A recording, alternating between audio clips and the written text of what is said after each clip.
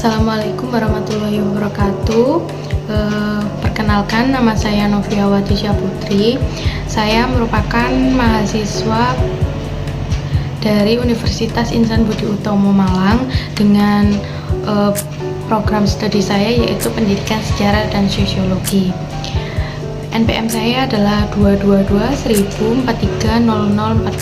Nah, di sini saya akan melakukan review jurnal terkait sosiologi untuk memenuhi mata kuliah sosiologi gender. Di sini saya melakukan review jurnal sosiologi untuk memenuhi tugas individu dari mata kuliah saya yaitu sosiologi gender. Di sini saya akan mereview jurnal yang berjudul Bias Gender dalam Pendidikan dengan studi kasus pembelajaran sosiologi kelas 11 dan potensinya sebagai sumber belajar sosiologi di MAN 1 Buleleng. Sebelum saya melakukan review terkait jurnal tersebut, saya akan menjelaskan terlebih dahulu mengenai identitas dari artikel ini. Yang pertama yaitu tentang nama penulisnya. Artikel ini ditulis oleh 3 penulis. Yang pertama Gita Juliana, yang kedua Dr. Luputu Sendratari, serta yang ketiga Dr. Tuti Mariyati. Dengan judul artikel yaitu Bias Gender dalam Pendidikan dengan studi kasus pembelajaran sosiologi kelas 11 dan potensinya sebagai sumber belajar sosiologi di MAN 1 Buleleng. Untuk jurnalnya sendiri terbitan atau publish di Jurnal Pendidikan Sosiologi Universitas Pendidikan Ganesha. Untuk volume dan halamannya yaitu volume 1 nomor 1 serta halaman 23 sampai 32. Untuk tahun artikel ini yaitu tahun terbitan dari tahun 2019. Pendidikan merupakan sebuah bentuk sosialisasi secara sistematis dan formal dalam melakukan transmisi dari sikap-sikap dan norma-norma kepada peserta didik. Nah, pendidikan sendiri dibagi menjadi 3, yaitu pendidikan formal yang berada di lingkungan sekolah, yang kedua pendidikan informal yang berada di lingkungan keluarga, dan yang ketiga pendidikan non-formal yang berada di lingkungan masyarakat. Dalam Undang-Undang Sisdiknas Bab 2 Pasal 3, fungsi pendidikan nasional sendiri yaitu untuk mengembangkan kemampuan serta membentuk watak serta peradaban bangsa guna untuk mencerdaskan kehidupan bangsa. Bias gender merupakan sebuah prasangka atau pemikiran dari seseorang yang berkaitan dengan jenis kelamin yang berbeda. Nah, bias gender ini sendiri dapat menimbulkan ketidakadilan serta ketidaksetaraan gender dalam kehidupan bermasyarakat. Bias gender ini sendiri terdeteksi atau biasanya terjadi dalam lingkungan sekolah juga. Nah, biasanya pada lingkungan sekolah itu kan bias gender itu harusnya nggak ada. Namun secara tidak sadar bias gender itu terjadi secara alamiah tanpa dipahami karena mungkin aktor-aktor di dalamnya itu kurang mengetahui dan memahami tentang bias gender sendiri. Bias gender sendiri dapat diketahui dari bentuk-bentuknya. Nah, bentuk-bentuk dari bias gender ini adalah stereotip atau pelabelan, yang kedua ada subordinasi atau menomorduakan, yang ketiga ada beban kerja, dan yang terakhir ada kekerasan. Dalam Undang-Undang Sisdiknas Bab 3 Pasal 4, nah, mengenai prinsip penyelenggaraan pendidikan, diharapkan tenaga pendidik itu melakukan pembelajaran secara demokratis dan juga menekankan pada keadilan. Nah, di sini diharapkan seorang guru itu tidak mendiskriminasi serta menjunjung hak tinggi manusia, tidak membeda-bedakan, menyamaratakan semua nilai agama dan lain-lainnya. Namun pada realitanya hal ini belum mencapai sesuatu yang diinginkan oleh pemerintah. Seperti itu. Nah, dalam hal ini juga dalam artikel ini ditekankan bahwa masih banyak di dunia pendidikan itu belum diadakannya kesetaraan gender. Bahkan secara tidak sadar mereka membeda-bedakan antara peran gender tersebut.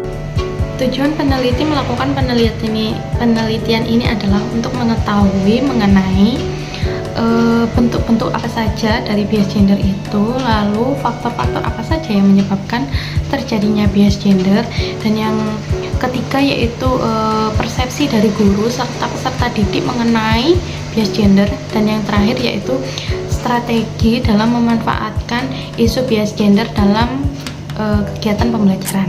Nah, dalam hal ini penulis memanfaatkan isu bias gender ini untuk sebagai sumber belajar sosiologi kelas 11 yang diintegrasikan dengan pembelajaran di sosiologi, yaitu perbedaan, lalu yang kedua kesetaraan, dan yang ketiga harmoni sosial.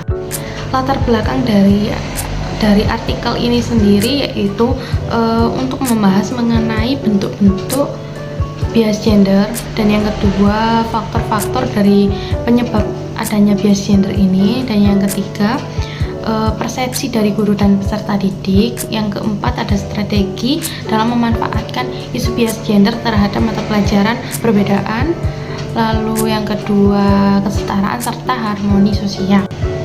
Metode penelitian yang digunakan dalam artikel ini adalah yang pertama menggunakan pendekatan deskriptif kualitatif.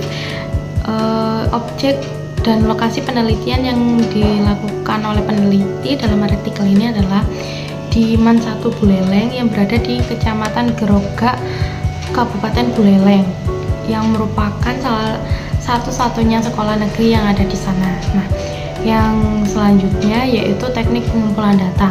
Teknik pengumpulan data yang dilakukan pada artikel ini yaitu menggunakan teknik observasi, yang kedua wawancara, serta studi pustaka.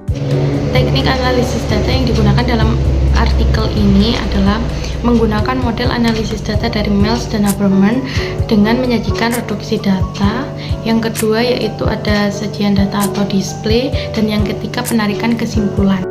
Dalam artikel ini pembahasan dibagi menjadi 4. Yang pertama yaitu bentuk-bentuk dari bias gender, yang kedua yaitu faktor-faktor yang menyebabkan terjadinya bias gender, yang ketiga yaitu persepsi dari guru serta peserta didik mengenai bias gender, yang keempat yaitu strategi dalam memanfaatkan bias gender sebagai pembelajaran di dalam kelas. Dalam pembahasan yang pertama yaitu terdapat bentuk-bentuk dari bias gender. Nah, bentuk-bentuk dari bias gender ini sendiri beragam macamnya, namun kita batasi dalam pembelajaran sosiologi yang ada di MAN 1 Buleleng. Nah, dalam pembelajaran sosiologi tentu ada RPP, ada panah ajar, seperti itu.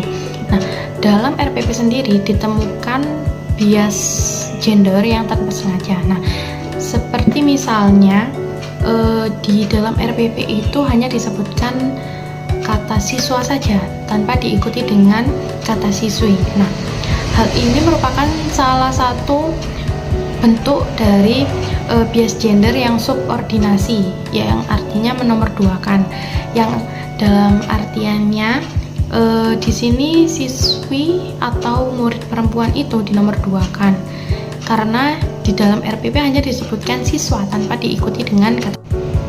Nah, untuk bentuk bias gender yang selanjutnya yaitu stereotip atau pelabelan. Dalam hal ini, mengapa disebut pelabelan? Karena dalam pembelajaran sosiologi yang ada di kelas 11 di MAN 1 Buleleng ini, guru hanya memperhatikan murid laki-laki saja tanpa memperhatikan atau menyampaikannya dengan jelas kepada murid perempuan. Nah, sebenarnya seharusnya sebagai seorang guru kita itu melihat itu dari berbagai sisi, tidak hanya kepada satu sisi. Namun yang terjadi dalam pembelajaran sosiologi di kelas 11 di MAN 1 Buleleng ini, seorang guru hanya menjelaskan dan menerangkan serta tatapan dan perhatiannya kepada murid laki-laki saja, sehingga murid perempuan ini tidak diperhatikan seperti itu. Nah, makanya dalam hal ini juga terdapat bentuk bias gender yang stereotip atau pelabelan. Untuk bentuk bias gender yang terakhir yaitu pelabelan atau penandaan. Nah, dalam hal ini guru menandai atau melabelkan bahwa murid perempuan itu lebih rajin saat mengerjakan LKS dibandingkan dengan murid laki-laki, seperti itu. Nah, dalam hal ini sebenarnya seorang guru tidak boleh membeda-bedakan seperti itu. Hal ini termasuk kepada bias gender. Nah, kelihatan kan kalau tanpa sengaja atau secara tidak sadar guru mempraktikkan hal tersebut. Faktor internal dari adanya bias gender ini yaitu dilatar belakangi dengan guru saat berada di bangku kuliah itu mengenyam pendidikan geografi bukan sosiologi, jadi tidak ada pemahaman mengenai gender ini tadi. Nah, untuk yang selanjutnya yaitu guru tidak paham mengenai apa sih itu bias gender. Nah, untuk yang terakhir yaitu kurangnya sosialisasi dari kepala sekolah mengenai bias gender. Dan yang terakhir yaitu kurangnya guru dalam membaca mengenai bias gender atau mengenai materi gender-gender yang lain. Untuk pembahasan yang kedua yaitu ada faktor penyebab dari bias gender. Nah, faktornya sendiri dibagi menjadi dua, yaitu faktor internal dan faktor eksternal. Faktor eksternal meliputi dari partisipasi, akses, dan proses pembelajaran. Nah, pada partisipasi ini diharapkan peserta didik itu mampu melakukan tanya jawab saat pembelajaran maupun berdiskusi. Nah, pada kenyataannya di dalam kelas yang lebih dominan aktif atau melakukan hal tersebut hanya murid perempuan saja, sedangkan murid laki-laki itu cenderung pasif atau hanya diam dan nunggu ditunjuk seperti itu. Nah, untuk yang kedua yaitu dalam proses pembelajaran itu diperlukan adanya akses. Nah, akses ini diberikan kesempatan yang sama pada murid perempuan maupun murid laki-laki. Namun pada faktanya saat guru menyuruh menulis di papan tulis, yang disuruh adalah murid perempuan, lebih memilih murid perempuan dibandingkan dengan menyuruh murid laki-laki. Yang terakhir yaitu pengelolaan kelas yang bias gender. Nah, dalam hal ini ditemukan dalam pembelajaran sosiologi terdapat pengelolaan kelas yang bias gender.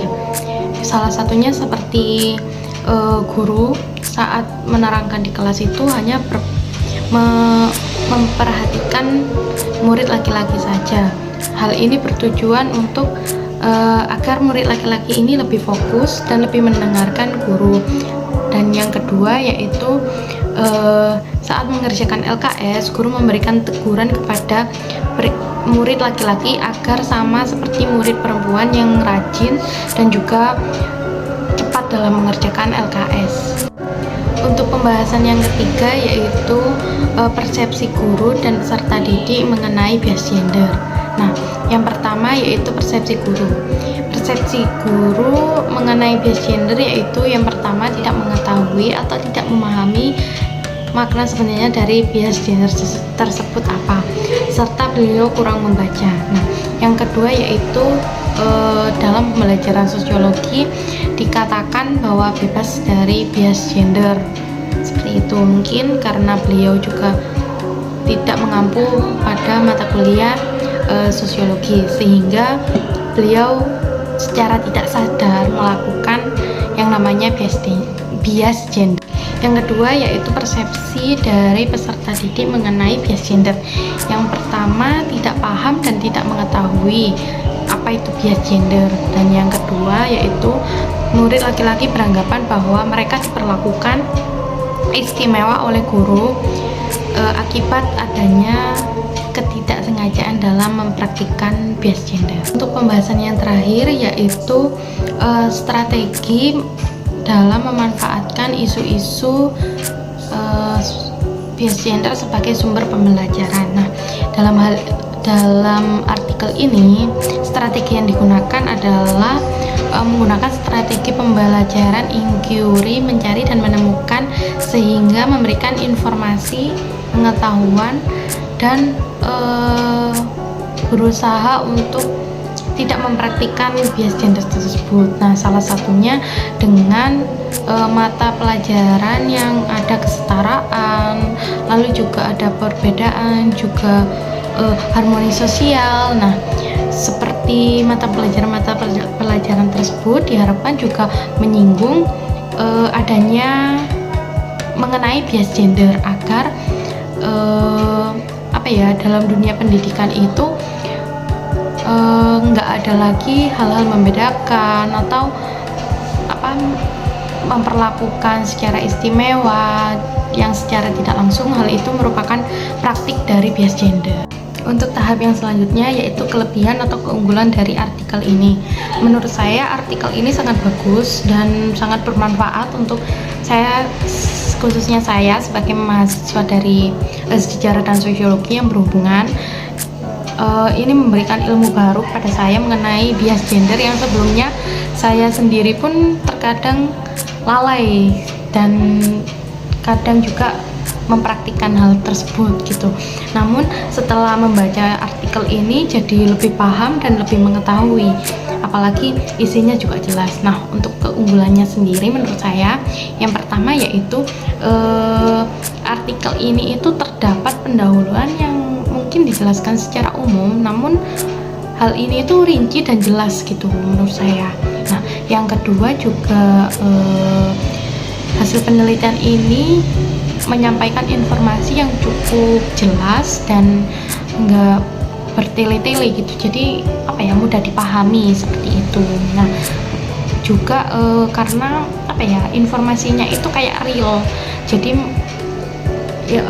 peneliti melakukan penelitian secara langsung di dalam kelas seperti itu, sehingga pengamatannya pun sah dan bukti-bukti yang didapatkannya juga konkret gitu, melalui RPP, buku pembelajaran, lalu juga observasi yang ada di dalam kelas. Nah, hal ini juga mendukung bagusnya dari artikel ini. Nah, yang terakhir yaitu pembahasan dan latar belakang masalah ini itu dijelaskan secara rinci dan jelas.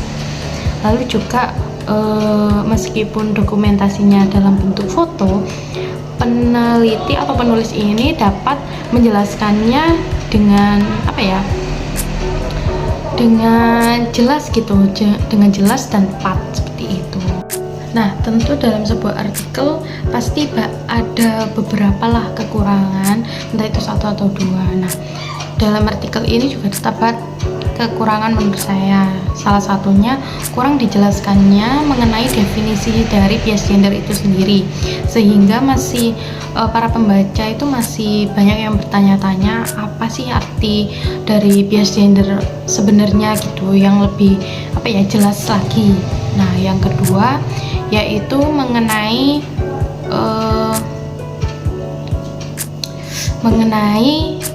materi yang disampaikan. Nah, untuk materinya mungkin sudah banyak dan jelas, dan informasinya juga cukup bermanfaat. Namun saya jadi bertanya-tanya dampak dari bias gendernya ini sendiri itu apa sih sebenarnya. Nah, kayak gitu. Karena di artikel ini itu nggak dijelasin apa dampak yang bisa ditimbulkan kalau misalnya kita itu melakukan tanpa sengaja mungkin ya melakukan bias gender gitu. Nah, untuk yang terakhir, meskipun penulis sudah menyertakan strategi, namun penulis dalam artikel ini belum memberikan solusi gitu. Jadi artikel ini tuh kayak menurut saya membacanya itu kayak solusinya apa ya, strateginya yang tepat itu bagaimana ya, seperti itu. Nah, itu menurut saya kekurangan dari artikel ini. Yang terakhir yaitu kesimpulan. Nah, seharusnya kan dalam dunia pendidikan itu kita diberikan suasana yang nyaman, lalu juga keamanan, terus rasa aman, terus tidak dibeda-bedakan, mendapatkan keadilan. Nah, namun pada realitanya bias gender ini juga banyak terjadi di dunia pendidikan. Nah, makanya kita temui bentuk-bentuk dari bias gender ini seperti stereotip, lalu juga penandaan, lalu juga ada subordinasi dan lain-lainnya. Nah, hal ini kan kayak memberikan fakta kalau misalnya ternyata dunia pendidikan itu juga belum tentu memberikan rasa aman seperti itu. Nah, untuk yang selanjutnya yaitu ada faktor-faktor yang bisa menjadi penyebab adanya bias gender ini, seperti misalnya faktor internal yang gurunya kurang paham, lalu juga kurangnya guru dalam membaca buku mengenai gender atau kesetaraan, lalu juga kurangnya pemberitahuan atau informasi dari kepala sekolah mengenai hal tersebut. Nah, itu kan juga bisa merugikan. Lalu juga ada faktor eksternal yang dimana faktor eksternal ini secara nggak sadar guru itu melakukan hal tersebut, seperti misalnya kayak dalam partisipasi dan hanya mengutamakan yang perempuan saja, lalu yang akses juga hanya mengutamakan salah satunya. Nah, itu kan juga bisa menyebabkan munculnya bias gender ini kayak gitu. Nah, untuk yang selanjutnya yaitu juga ada persepsi yang dari guru itu kalau misalnya emang nggak pernah tahu. Nah, di sini tugasnya harusnya seorang guru itu kan menjelaskan, lalu mendampingi kayak gitu. Nah, bukannya malah membeda-bedakan. Lalu yang terakhir yaitu strategi dari yang bisa disimpulkan dari artikel ini, yaitu mungkin menambahkannya ke dalam mata pelajaran seperti ke dalam subbab-subbab seperti yang kesetaraan, lalu juga perbedaan, harmoni sosial, strata sosial. Nah, mungkin seperti itu. Sekian review artikel jurnal dari saya.